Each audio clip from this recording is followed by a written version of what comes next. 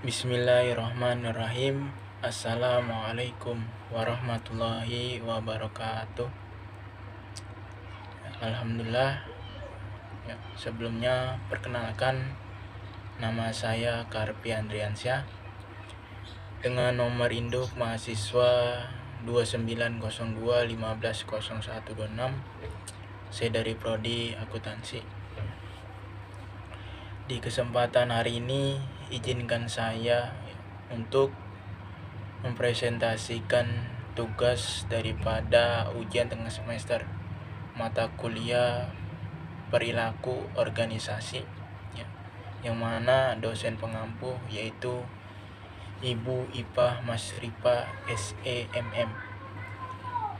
Langsung saja kita ke slide pembahasan. Slide pembahasan kali ini yaitu mengenai konsep perilaku organisasi. Organisasi merupakan suatu perkumpulan orang yang memiliki tujuan bersama untuk memenuhi kebutuhan hidupnya. Perilaku organisasi merupakan pembelajaran tentang suatu sifat karakteristik individu yang tercipta di lingkungan suatu organisasi. Karena manusia berbeda-beda karakteristiknya, maka perilaku organisasi berguna untuk mengetahui sifat-sifat individu dalam berkinerja suatu organisasi. Pembelajaran perilaku organisasi akan mengetahui tentang cara-cara mengatasi masalah-masalah yang ada di lingkungan organisasi. Slide selanjutnya ya. Ini adalah manfaat daripada perilaku organisasi. Yang pertama yaitu perilaku organisasi akan bertindak sebagai map untuk kehidupan anggota yang ada di dalam suatu organisasi tersebut. Yang kedua, analisis perilaku organisasi juga akan sangat membantu mencegah adanya masalah dalam organisasi. Yang ketiga, perilaku organisasi juga berguna untuk menjaga setiap hubungan industri di suatu perusahaan. Yang keempat, memberikan motivasi dasar pada setiap manajer agar bisa memberikan pengarahan dan pengontrolan bawahannya agar lebih efektif. Slide selanjutnya. Slide selanjutnya yaitu asas-asas organisasi. Yang pertama itu asas koordinasi. Apa itu asas koordinasi?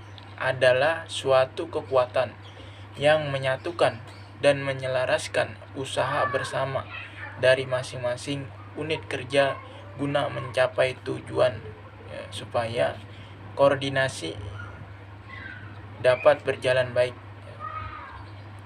Yang diperlukan satu, kekuasaan atau otoritas dalam organisasi. Kedua, mutual service, pelayanan bersama. Yang ketiga, yang C ini doktrin. Terus yang kedua asas hierarki. Asas apa itu asas hierarki? Adalah rangkaian anak tangga berjenjang daripada pembatas wewenang tugas, kewajiban dan tanggung jawab. Supaya hierarki berjalan lancar diperlukan yang pertama leadership, kepemimpinan. Yang kedua delegasi, kekuasaan. Yang ketiga penentuan serta pembatasan tugas. Slide selanjutnya membahas tentang dimensi-dimensi pokok pembahasan teori daripada organisasi. Dimensi teknis yaitu dimensi yang menekankan pada kecakapan atau kemampuan seorang yang dibutuhkan untuk menggerakkan organisasi. Otomatis yang diperlukan di sini adalah sumber daya yang memiliki keterampilan dalam mengolah sebuah organisasi. Yang kedua, dimensi konsep, ya, yaitu sebuah rancangan khusus yang dijadikan sebagai acuan dalam menjalankan sebuah organisasi. Artinya setiap gerak atau kegiatan yang akan dilaksanakan tetap mengacu pada pedoman yang telah dibuat oleh seluruh atau sebagian anggota organisasi yang mempunyai wewenang. Yang ketiga, dimensi manusia adalah dimensi yang paling utama dalam sebuah organisasi, karena tanpa adanya dimensi manusia, otomatis suatu organisasi tidak akan pernah ada, karena tidak ada yang membuat organisasi dalam arti membentuk sebuah organisasi, dan tidak ada penggerak yang melakukan suatu kegiatan organisasi tersebut. Slide selanjutnya. Ya, slide selanjutnya membahas tentang kerangka dasar konsep perilaku organisasi. Kerangka dasar pada perilaku organisasi adalah terletak pada dua komponen. Di antaranya itu adalah individu-individu yang berperilaku, baik itu perilaku secara individu, perilaku kelompok, dan perilaku organisasi. Komponen yang kedua yaitu adalah organisasi formal sebagai wadah dan perilaku itu, yaitu sebagai sarana bagi individu dalam bermasyarakat ditandai dengan keterlibatannya pada suatu organisasi dan menjalankan perannya dalam organisasi tersebut. Slide selanjutnya. Dan ini ya, pengertian perilaku menurut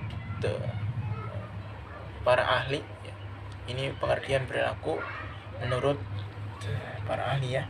Yang pertama, menurut Profesor Jokel, perilaku organisasi adalah suatu bidang studi yang mempelajari sifat-sifat organisasi, termasuk bagaimana organisasi dibentuk, tumbuh, dan berkembang. Ya, itu menurut Profesor Jokel. Kelly. Yang kedua, menurut Dr. Andes Adam Indrawijaya, perilaku organisasi adalah suatu bidang studi yang mempelajari semua aspek yang berkaitan dengan tindakan manusia, baik aspek pengaruh anggota terhadap organisasi maupun pengaruh organisasi terhadap anggota. Slide selanjutnya. Ini menurut Dr. Andes Sutrisna Hari, MM. Perilaku organisasi adalah suatu bidang studi yang mempelajari dinamika organisasi sebagai hasil interaksi dari sifat khusus karakteristik anggota dan sifat khusus karakteristik para anggota dan pengaruh lingkungan.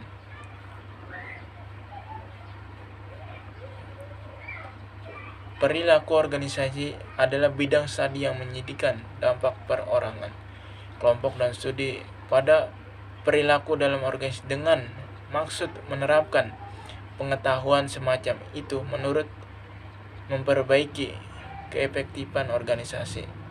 Robbins 2006. Itu menurut Robbins 2006. Nah, slide selanjutnya. Selanjutnya yaitu perbedaan perilaku organisasi dengan ilmu perilaku lainnya. Perilaku organisasi adalah ilmu terapan, sehingga ilmu perilaku organisasi tidak terlepas dari pengaruh ilmu perilaku sehingga berkontribusi dengan beberapa ilmu perilaku lainnya.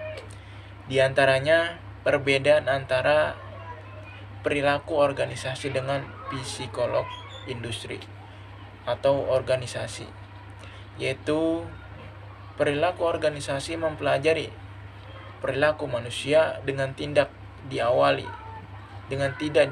pada psikologi manusia yang dengan menggunakan multidisiplin, sedangkan psikologi industri mempelajari perilaku manusia dengan diawali dari psikologi manusia itu sendiri.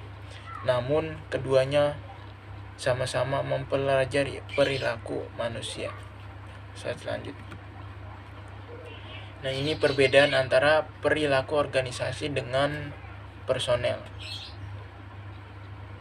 Human Researchers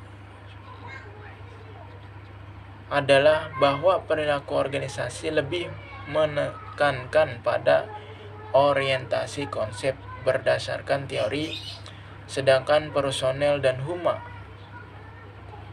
Researchers menekankan pada teknik dan teknologi variabel-variabel tak bebas, seperti misalkan tingkah laku dan reaksi-reaksi yang efektif dalam organisasi, yaitu pada pengolahan sumber daya manusia itu sendiri agar berkualitas.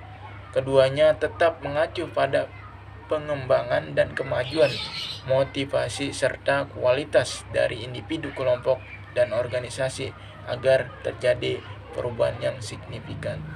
Slide selanjutnya. Slide selanjutnya membahas tentang ruang lingkup kajian perilaku organisasi. Karena ruang lingkup organisasi, metode akan menyangkut efisien prosedur, tata cara kerja yang dipakai dalam melaksanakan fungsi-fungsi manajemen, sedangkan pengertian organisasi dan metode antara manajemen, organisasi, dan tata cara kerja merupakan suatu kesatuan yang tidak dipisahkan. Artinya, kalau tata cara kerjanya suatu efisien, maka diharapkan kegiatan pelaksanaan fungsi-fungsi manajemen dalam organisasi akan berjalan lancar. Jadi dalam hal ini, sifat dan maksud organisasi metode adalah pelayanan terhadap manajer dan administrasi yang berusaha memajukan tata cara kerja yang dipergunakan untuk mencapai efisiensi yang maksimal pada organisasi tersebut. Slide selanjutnya. Ya, mungkin hanya ini yang bisa saya sampaikan atau saya presentasikan. Semoga bisa bermanfaat. Saya akhiri, wabillahi taufiq walhidayah. Wassalamualaikum warahmatullahi wabarakatuh.